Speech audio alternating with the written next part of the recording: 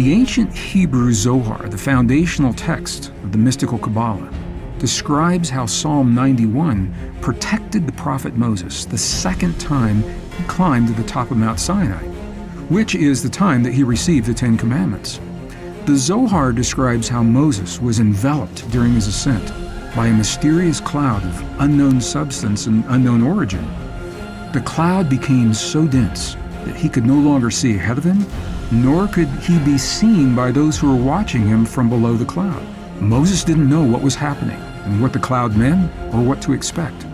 He didn't know if he'd ever reunite with his family, his friends, and his followers again, and it was during this time of uncertainty and fear that Moses composed and recited Psalm 91 for his own protection.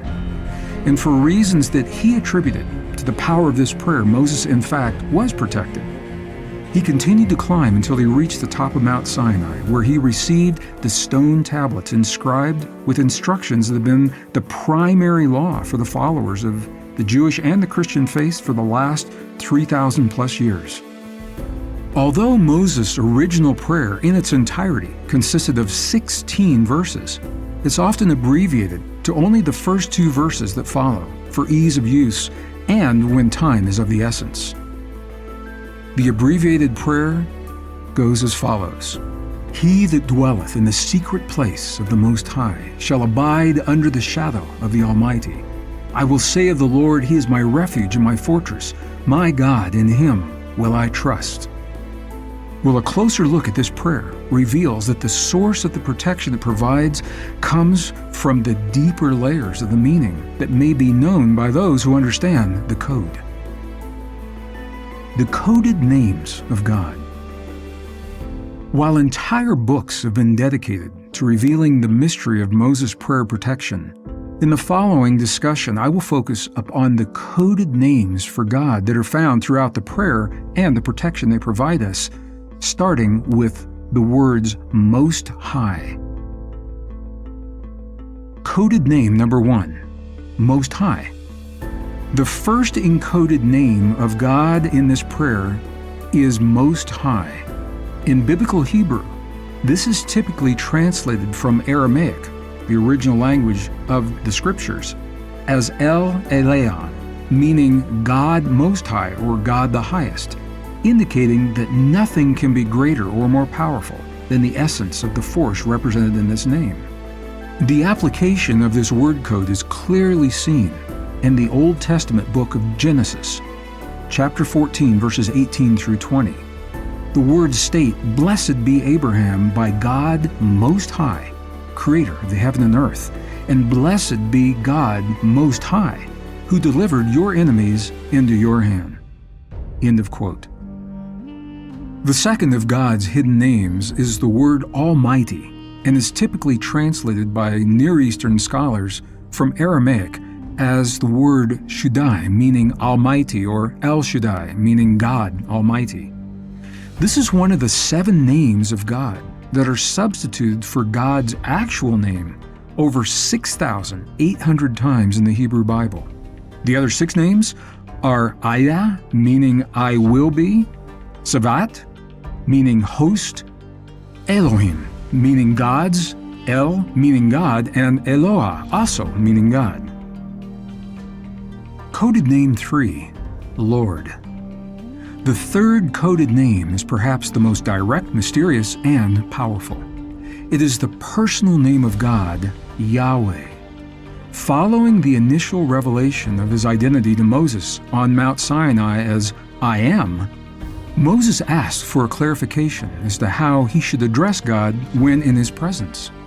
The reply was the one-time revelation of God's personal name to the people of the earth.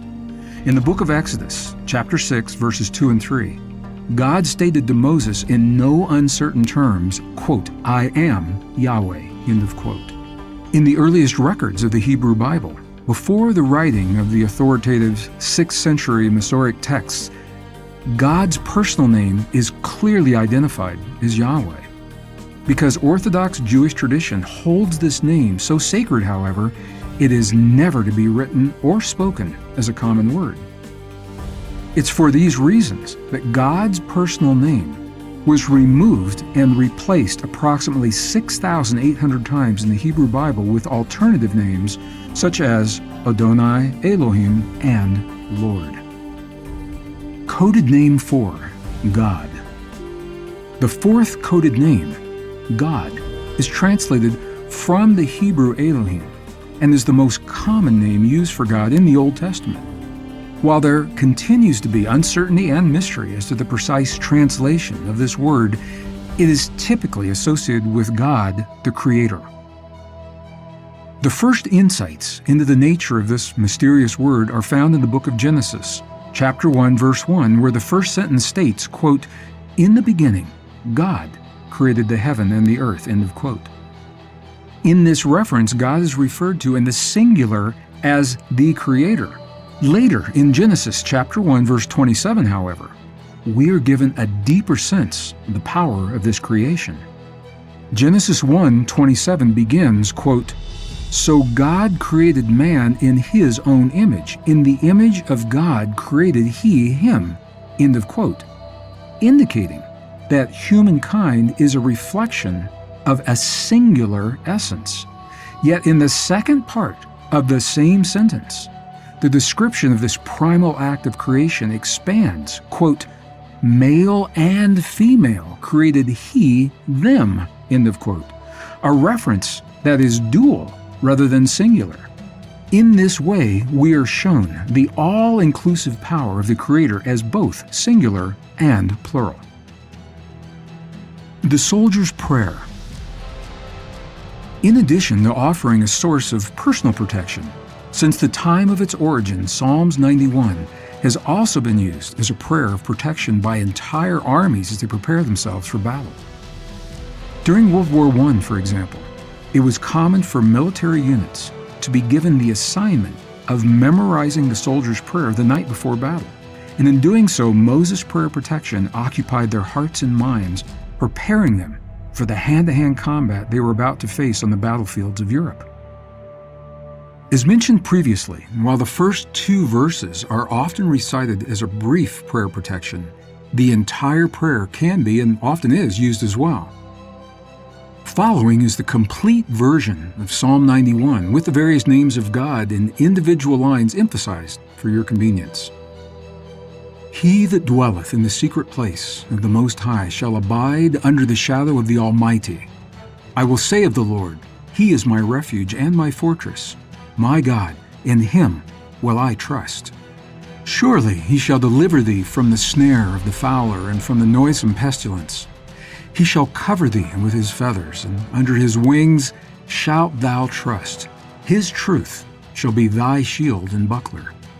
Thou shalt not be afraid for the terror by night, nor from the arrow that flieth by day, nor for the pestilence that walketh in darkness, nor for the destruction that wasteth at noonday.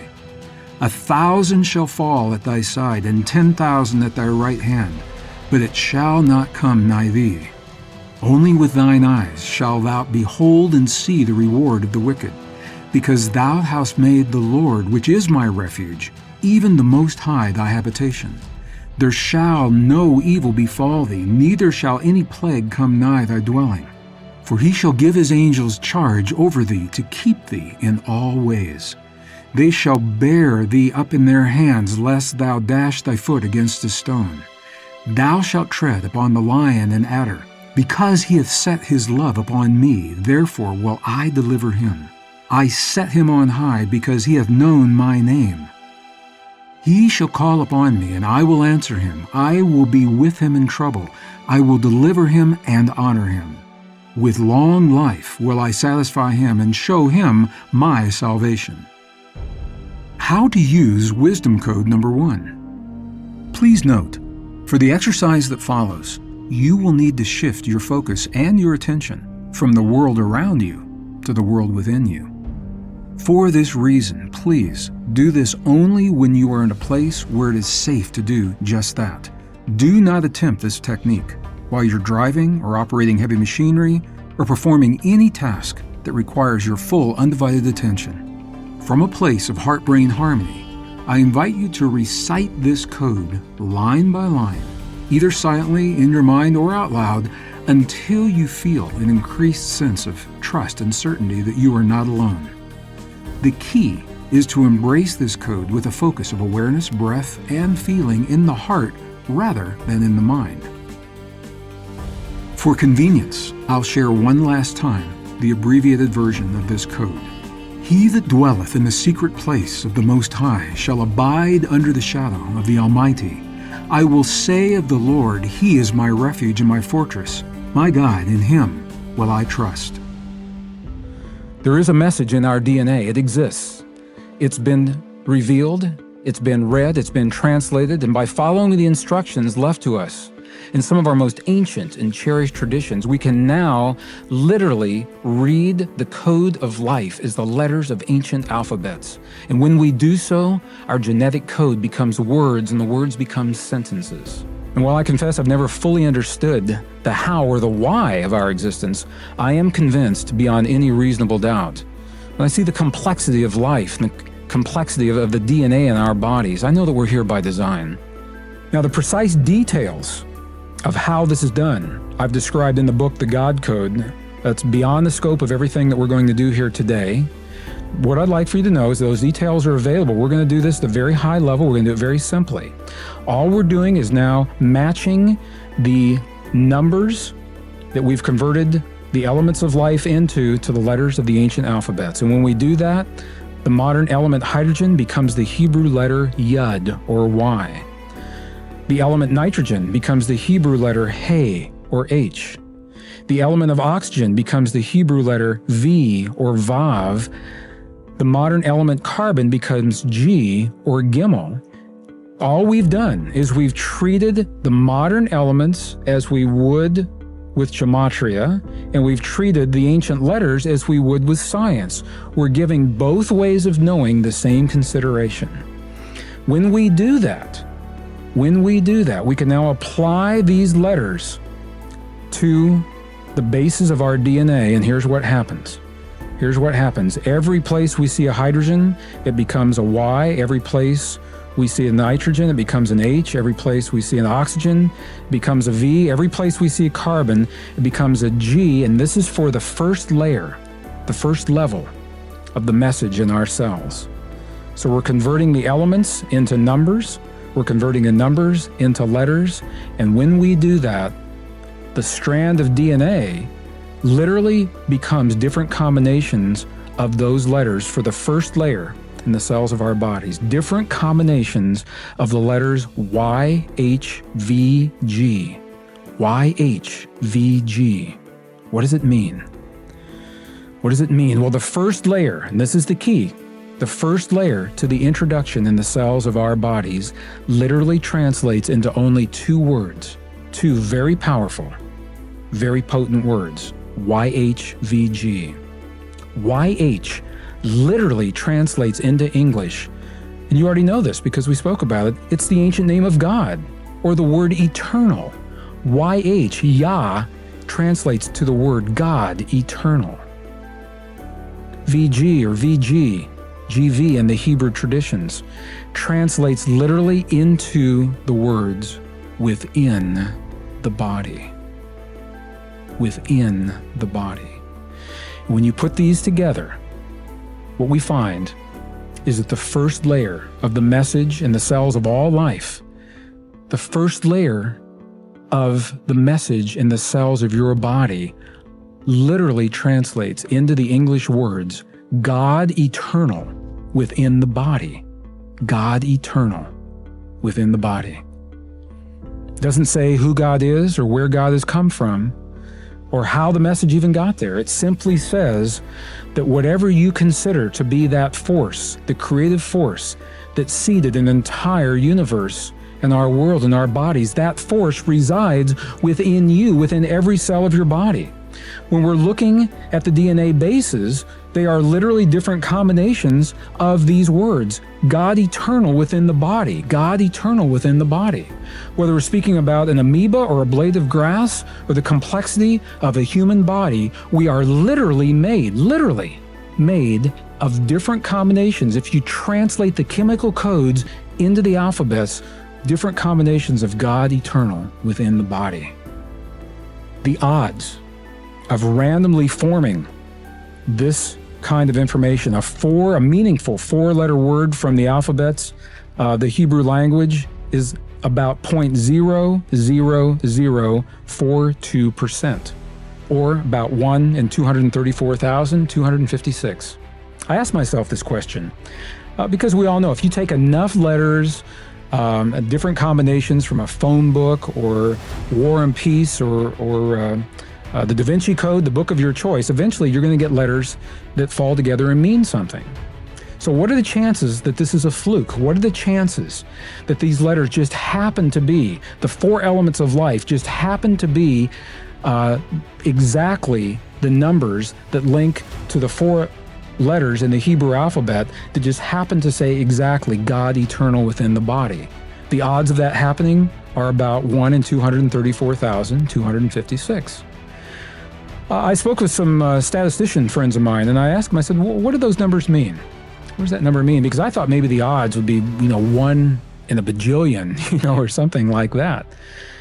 And they said, well, Greg, you have to consider this is a very, very short message. It's only 2 words, God eternal within the body. As we go deeper into the code and the sentences become longer, those odds will increase astronomically. They said, what's important about this? Those aren't bad odds, 1 in 234,256, but they take on even greater significance when we consider, number one, that it's these and only these 4 letters of the Hebrew language that correspond to the only 4 elements that create the DNA through that mathematic length, number one. And number 2, it's not that we just made a couple of words. When you put the words together, there's a context. It means something, so that the message itself. Now, we began this project with the Hebrew language because it lends itself to this process through Kabbalah and through the gematria that's been so well preserved. When we researched and applied these same principles, what we found is that this works in other languages as well. It definitely works in ancient Arabic as well. It looks like it works in Sanskrit as well. So what we're finding is that in the languages that cement the spiritual traditions for well over half the world's population, the message reads precisely the same no matter what language you translate it into within these ancient languages. These root or core languages is what they're called. So now when we look at our cells, rather than seeing the sticky, gooey, protoplasmic stuff that somehow magically creates life, what we're looking at is a library. And within that library, those 46 chromosomes we can actually think of now as books. And the long strands of DNA that make up each chapter in each book, we know, are made of the shorter strands that we call genes, that are the paragraphs and the sentences. And the highest level, the very first, the introductory level, the message from the first day of our existence, reads the same for all of those cells. It literally says, God eternal within the body. God eternal within the body. It's almost as if you were a life form from another world and you suddenly found yourself here on Earth and you said, I'd like to know about these Earth creatures. What is their history? Where do they come from? I'd like to read the book of their record that they carry within the bodies themselves. And they opened one of our cells, this is what they would find. That this force, this creative force responsible for the entire universe, if we're to believe the texts, and for our bodies, it literally lives inside of us as well. God within the body. It doesn't say God's out there somewhere. It says that God resides within us and works through us in this way. The ancient Hebrew texts teach that this name, the divine name that we find in the cells of all life, the very name that was removed over 6,800 times from the original text, is a name that is to be spoken only in one place, in the Holy Temple in Jerusalem. And I found this very interesting, because if we're to believe the texts, and God had a conversation with Moses almost 4,000 years ago, and in that conversation revealed a personal name that we would know God by in this world, my question is, why wouldn't we be able to use that name all the time? Why wouldn't we be able to call to the creative essence that lives in the cells of our bodies and is responsible for life as we know it, in our prayers and in our meditations, and in times of need as well as in times of joy. Well, I began speaking with the scholars, the religious scholars, and many of the rabbis and the Hebrew scholars, and asking them this question. And more often than not, they would refer me to a passage, one passage in Deuteronomy, chapter 12, verse 5. It says that the place that God will choose to place his name is in the Holy Temple in Jerusalem, and they interpret that to mean that that is the only place the name should be spoken on the one hand, while on the other hand, only a few more lines down, what we find is that God actually says that this is the name, that his name is the name to be used. It's the name to be used, and that it is dishonoring to use any other name in our prayers. So we have a little bit, I'm sharing this because I want you to be aware, the differences of opinion in terms of precisely how and when this name is to be used. The name was believed to be so sacred that if we did utter the name in the presence of one another, we were to do it with our mouths closed so that the essence of the name would never escape our bodies. It's called the swallowing of the name. So when I asked the scholars and the rabbis where this information actually comes from, who said that the name of God that was revealed to Moses on Sinai is a name that we should never share among ourselves? And the differences in the answers told me that this is an artifact in human interpretation. In the original texts, nowhere do we find the instructions that say we should never say this name among ourselves. So I began to ask the question, what if there's another meaning as to why this name isn't to be spoken? What if maybe there is a hidden meaning, and what if these instructions are literal? Is it possible that there is a special way that this ancient name of God is to be shared in our world? Maybe it's not to be spoken the way we would speak a common name. Maybe it's to be shared in another way, perhaps intoned or sung, as many of these ancient names were. Well, to answer this question, we've got to look at the power of our language and the way that language is constructed with what we call vowels and consonants. The consonants are the letters that separate one language from another. When you speak to a linguist, those who make their life professions of studying ancient and modern languages, they say that the consonants are actually what they call the Tower of Babel between the languages. They are what divide humankind in terms of the way we share information in our world, on the one hand, while on the other hand, the vowels that we are so familiar with, those vowel sounds, are almost universal across every language. The vowels transcend the barrier between languages. The vowels bridge and unify human language together. So my question is this: could it be that the secret of the divine name, the name that lives in the cells of our bodies, is it possible that the ancient instructions that invite us to refrain from speaking this name in the presence of one another as a common name, maybe what they're saying to us is that rather than saying the name through the consonants that divide, the name is to be intoned or sung through the vowels that unite. Let me say this again. What if there was a way to say the ancient name of God, Yahweh, by using the sounds of the vowels that unite humankind through language, rather than by using the common consonants, YHVH, that divide us as peoples? What would that sound like?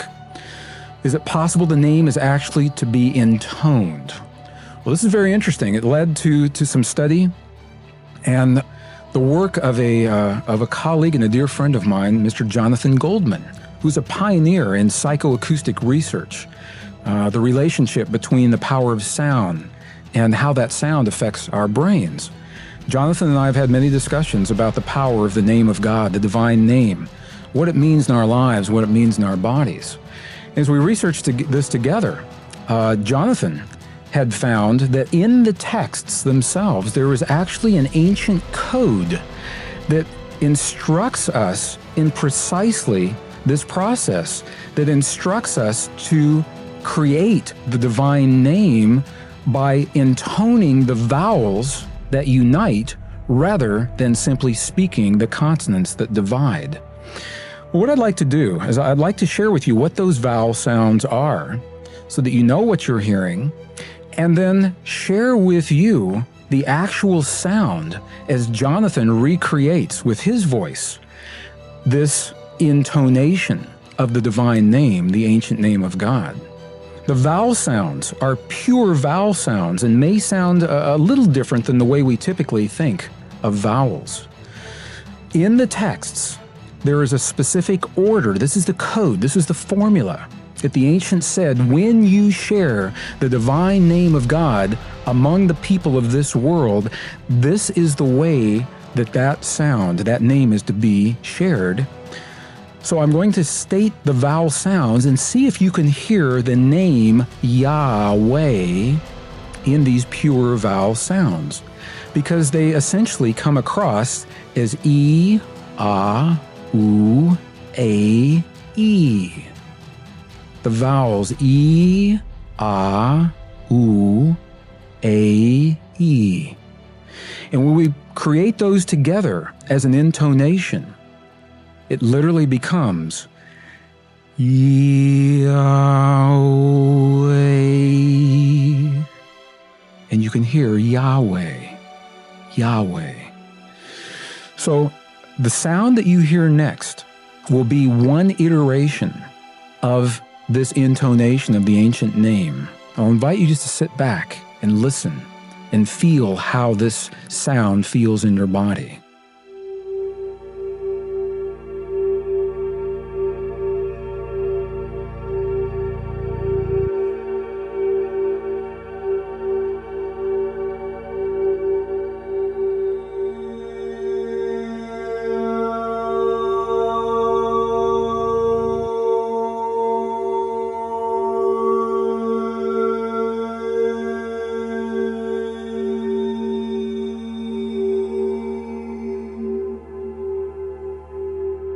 And what you have just heard may be the first time in a very long time that this sound, the ancient name of God, has been intoned in the way that it was intended. Once again, rather than speaking it through the consonants that divide as a common word, sharing it, intoning it through the vowels that unite.